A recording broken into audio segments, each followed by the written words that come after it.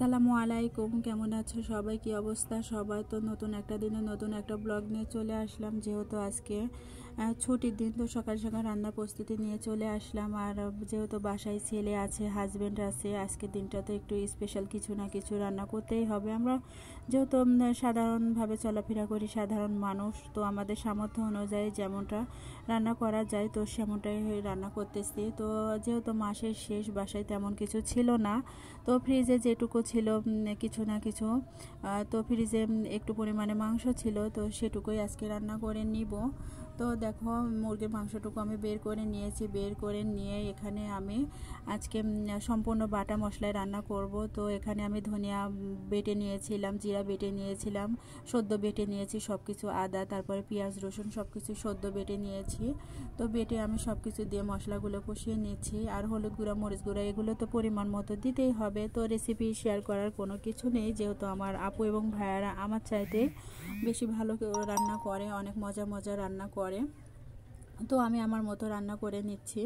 তো দেখো, এখানে মশলাগুলো কষানোর পরে আমি মাংসগুলো দিয়ে দিলাম। দিয়ে আমি ভালোভাবে নেড়ে চেড়ে মশলাগুলো সঙ্গে মিশিয়ে নিব মাংসগুলো। আসলে মশলা যত কষানো যায়, আসলে মাংসের স্বাদ হোক আর তরকারি, যে কোনো তরকারি হোক, মশলার স্বাদেই কিন্তু তরকারিটা স্বাদ হয়।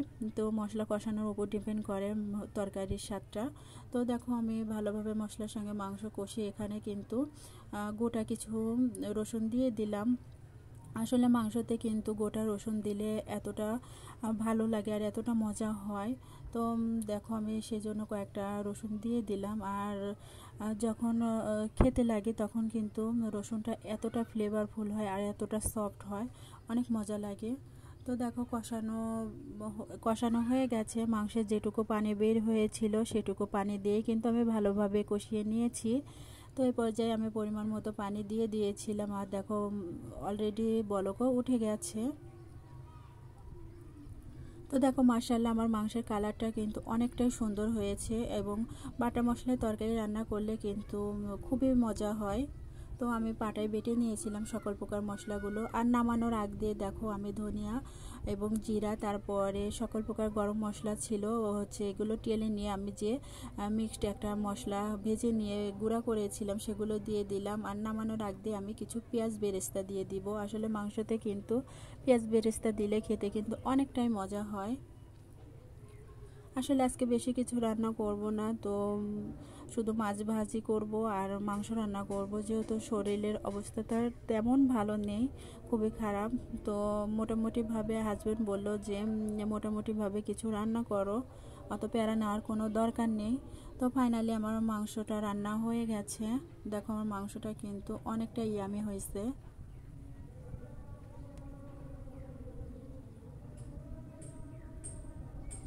তো এখানে কিন্তু আমি মাংসের পা নিয়েছিলাম মাংসের ভিতরে। তো তোমরা যারা খাও না এটাকে ইগনোর করো। আমার কিন্তু মাংসের কিন্তু মুরগির পাটা কিন্তু আমার অনেক মজা লাগে, আমার অনেক পছন্দের জিনিস।